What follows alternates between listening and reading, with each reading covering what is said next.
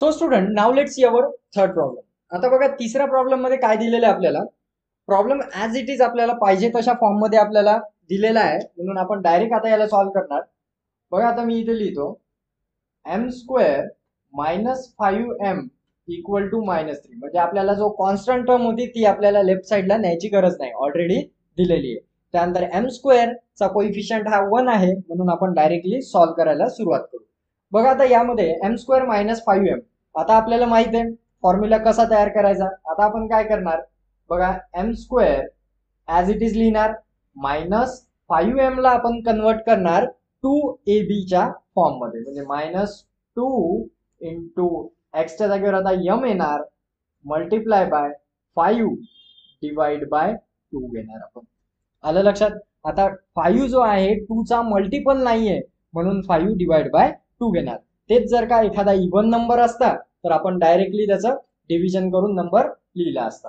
So आता is equal to -3 as it is. आता बघा जो ए स्क्वेअर आपण म्हणत होतो तर तो झाला आपला आता 5/2, म्हणजे बोथ साइडला आपण 5/2 चा स्क्वेअर ऍड करणार. बघा इक्वेशन कसं बनेल आपलं, एम स्क्वेअर मायनस, आता बघा इथे 2 multiply by m into 5/2 plus 5/2 चा square is equal to -3 plus 5/2 चा स्क्वेअर. अशा प्रकारे आपण ह्या दोन टर्म बोथ साइडला ऍड करणार.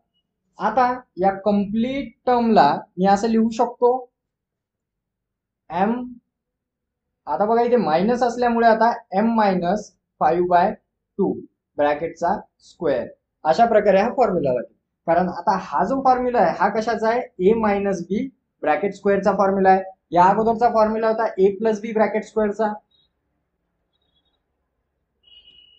अशा प्रकारे हा फॉर्म्युला असतो, A square minus 2ab plus B square. बघा A square minus 2ab plus B चा स्क्वेअर आला त्या फॉर्म मध्ये. So A minus B bracket square असे लिहू शकतो. या समोरच्या टर्मला सॉल्व्ह करू आपण, -3 ऍज इट इज. आता याला सॉल्व्ह करू, 5 चा स्क्वेअर 25 डिवाइड बाय 2 चा स्क्वेअर 4. तर आता ही टर्म आपली बनून जाईल m मायनस 5/2 ब्रॅकेट स्क्वेअर. याला सॉल्व्ह करू आपण. बघा आता क्रॉस मल्टिप्लिकेशन करूनही सॉल्व्ह करता येईल. 4 3 जा 12, म्हणजे -12 प्लस 25 डिवाइड बाय 4.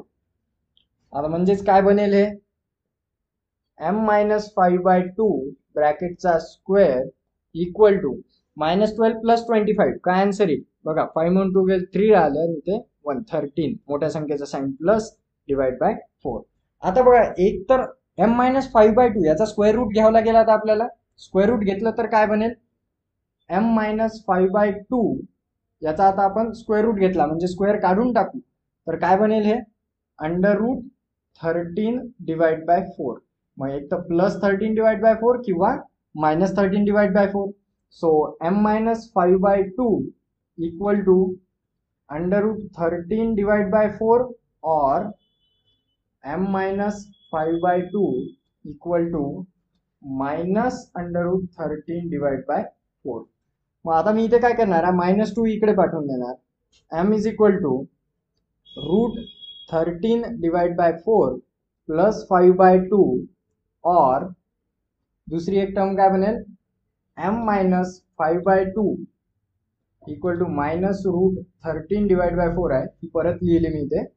आता ही कशी बनेल, m is equal to -√13 divide by 4 plus 5/2.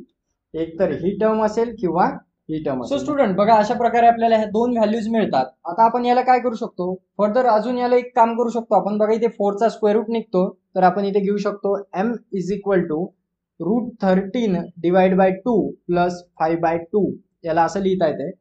और याला सरळ आपण असं लिहू शकतो, √13 प्लस 5 डिवाइड बाय 2 हा कॉमन घेऊ शकतो आपण. तर ही झाली एक m ची व्हॅल्यू. और याला आता लिहू शकतो सिमिलरली असंच, m is equal to -√13 plus 5 आणि डिवाइड बाय 2. या 4 चा स्क्वेअर रूट निघतो जसं आपण हा काढला. तर अशा प्रकारे आपल्याला फायनली हे दोन आन्सर मिळतात. आता जेव्हा तुमचं उत्तर इथपर्यंत आलं होतं ना, तुम्ही इथेच याला 2 ला बाहेर काढून घेऊ शकत होते. तर आपण असंही करू शकतो, इथे काढलं तर अजून इझी होऊन जाईल. ठीक आहे, तर आता बघू आपला नेक्स्ट प्रॉब्लेम.